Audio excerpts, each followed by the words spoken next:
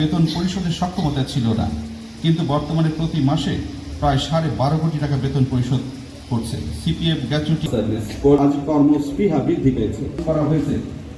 তাছাড়া আমরা সম্প্রতি চেসিস ক্রয় করে এখানে নতুন শহরে নিজের উদ্যোগে নিজের ভূমিকা পালন করেছেন, অর্থাৎ মেলান্দপুর থেকে নারায়ণগঞ্জ অভিমুখী এই বাস রুট চালুর জন্য যিনি নিরলস এবং আজ অনুষ্ঠান আয়োজনে সর্বাত্মক আমাকে সহযোগিতা প্রদান করেছেন।